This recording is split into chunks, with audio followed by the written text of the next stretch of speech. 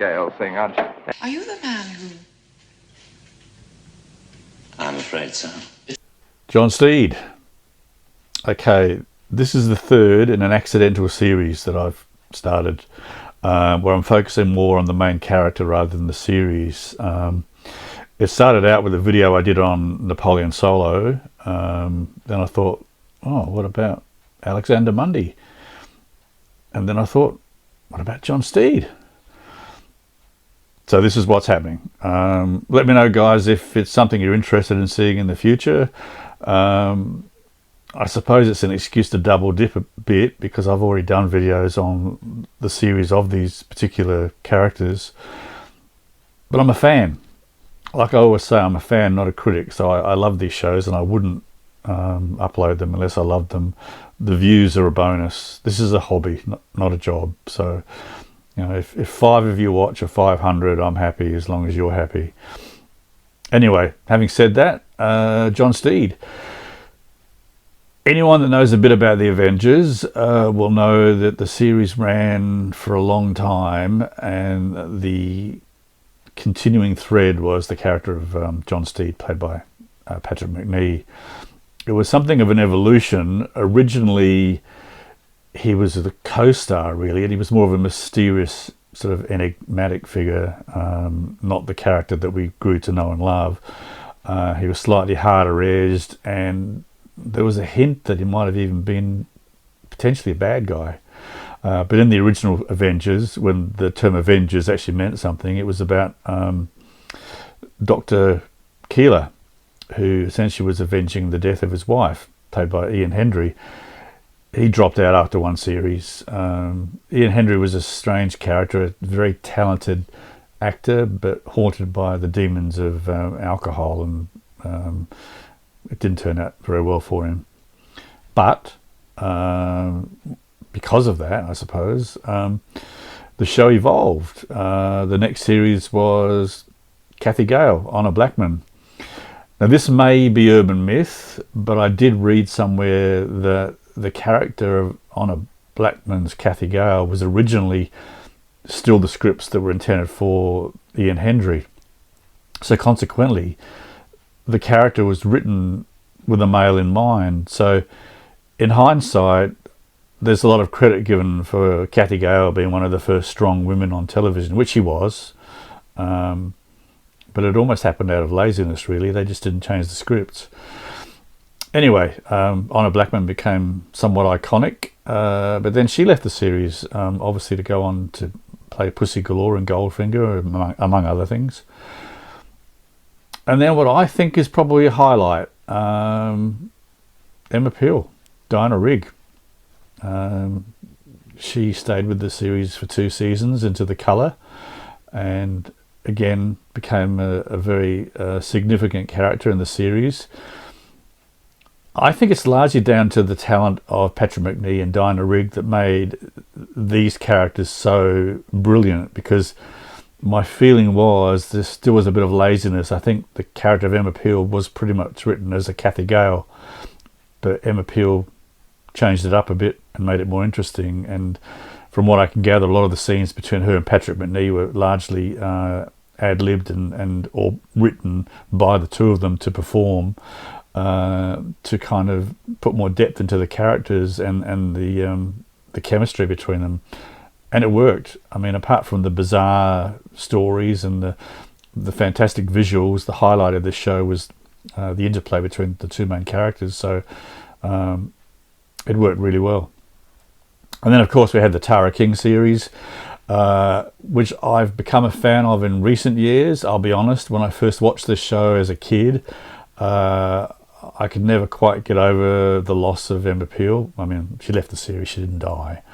And I always thought that Tara King was a bit of a pale replacement. I've since reevaluated. I bought a box set of the Tara King series, and that couldn't be further from the truth. They have a whole feeling of their own. They slightly become more bizarre, even to the point where there's an episode called Bizarre. But they're incredibly watchable, and Linda Thorson develops the character, and over time she makes the character her own, and she's wonderful in the role. So totally revision on that one. Then of course there were the New Avengers. Now there's a school of thought that the New Avengers weren't as good as the original Avengers. I'm not sure whether I agree with that. Certainly Johanna Lumley was a revelation. I mean, as Purdy, she's wonderful. And obviously she went on to bigger and better things with AbFab and all the various other work that she's done. Gareth Hunt as Mike Gambit. He was a great character. Essentially brought in to do the action stuff, because by this time Patrick MacNee was well into his 50s or possibly 60s. He still looked the part though. He put on a few extra kilos, which he lost during the series, but he still had the charm and the charisma of John STEED, and that's what this is all about. This is about John STEED. Honestly, when I was a kid, I just wanted a bowler hat and an umbrella, and in Australia that looks really odd. I did actually own a bowler hat for a while that someone picked up for me second hand. It's since disappeared. Who knows where these things go. But his iconic dress sense was just wonderful. I think a lot of his clothing originally was done by Pierre Cardin. Those suits are just amazing. He had a bit of a trick apparently. The suit, it was a slimming thing. He'd have the jacket cut very low, so there was just like a button down the bottom, and it just slimmed out his figure, and it's just a classic example of what good tailoring can do. The guy was all taste and style and wit. Honestly, again, if you're watching this channel, I'm sure you know about the Avengers, and it's nothing to do with Marvel. But if you haven't watched the Avengers, and you just want a bit of a taster, there's a few episodes uploaded on YouTube. They're worth your time. Check them out. And if you like them, seek out some more.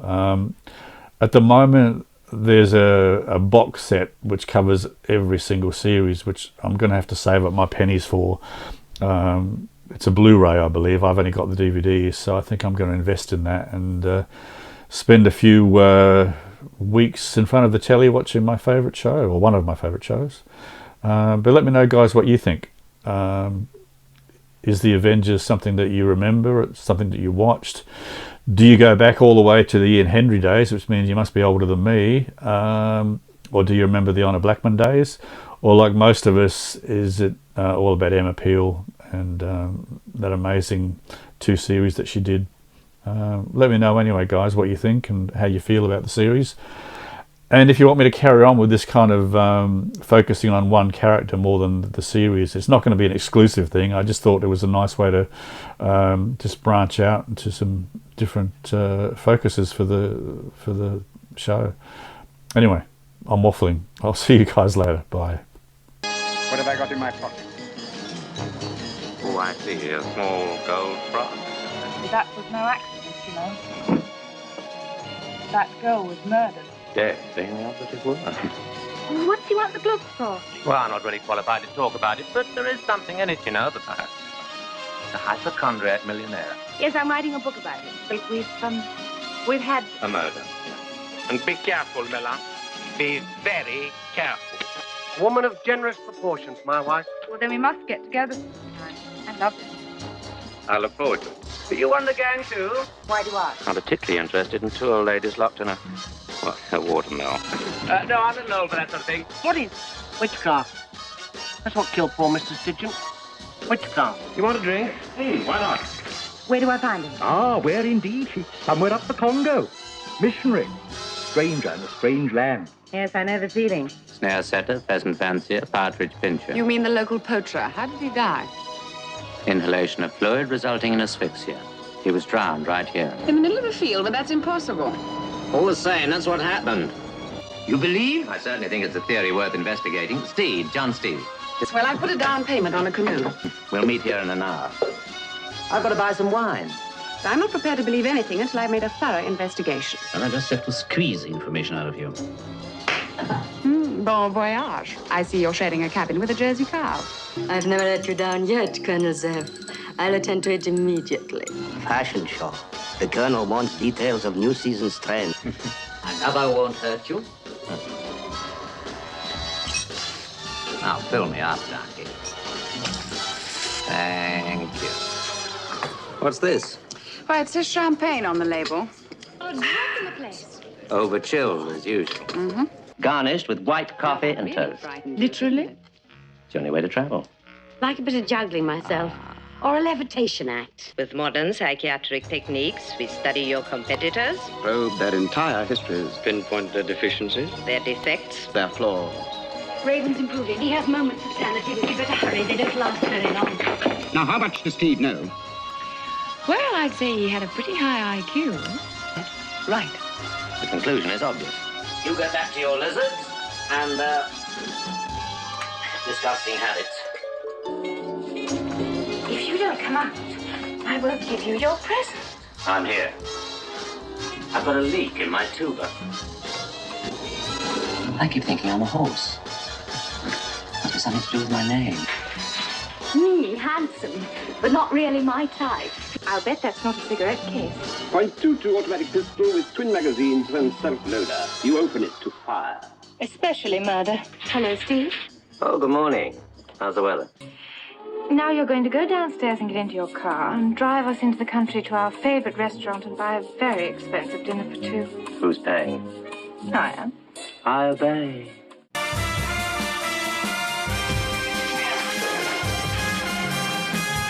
Sorry, Mrs. Peel. My pleasure. See it, but what does it do? This.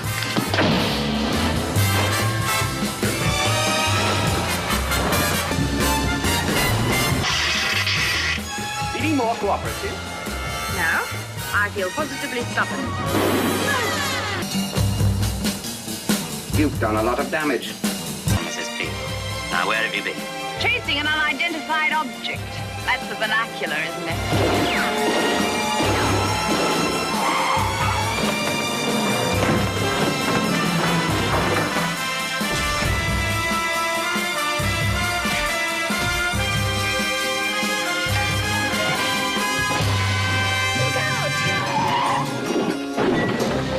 Don't fight it, Mrs. Peel. We're inseparable.